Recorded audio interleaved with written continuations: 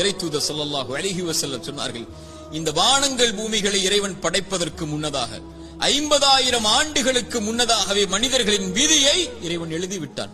எவ்வளவு நாள் இவன் வாழ்வான், எவ்வளவு நாளில் மரணிப்பான், எதை பெறுவான், எதை இழப்பான், இவனுடைய வாழ்வாதாரம் என்ன, இவனுடைய சொத்து என்ன, இவனுடைய நஷ்டம் என்ன, இவனுடைய உறவு என்ன, இவன் பிரிவது என்ன, எல்லாம் எழுதப்பட்டு விட்டது.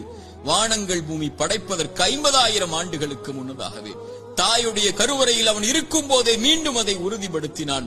இறைத்தூதர் ஸல்லல்லாஹு அலைஹி வஸல்லம் சொன்னார்கள், நல்லா கேட்டுக்கோங்க, உள்ளத்தை தட்டி இந்த ஹதீஸ் அந்த உள்ளத்துக்கு சொல்லிக் கொடுங்க.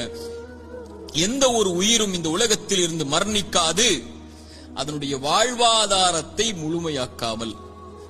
சுப்ஹானல்லாஹ், மீண்டும் சொல்கிறேன், எந்த ஒரு உயிரும் இந்த உலகத்தில் இருந்து மரணிக்காது அதனுடைய வாழ்வாதாரத்தை முழுமையாக்காமல். இவன் எதை பெறுவான், எதை இழப்பான், இவனுடைய சொத்து என்ன, இவனுடைய செல்வம் என்ன, ஒரு மனிதன் தன்னுடைய கடைசி சொட்டு தண்ணீரை அருந்தும் வரை, ஒரு மனிதன் தன்னுடைய சுவாச காற்றின் கடைசி மூச்சை இறைவன் எழுதியதின்படி சுவாசிக்கும் வரை மரணம் வராது. ஏன் பயப்படுகிறாய் எதிர்காலத்தை பற்றி? இது எழுதப்பட்டு விட்டது உன்னுடைய வாழ்வாதாரம்.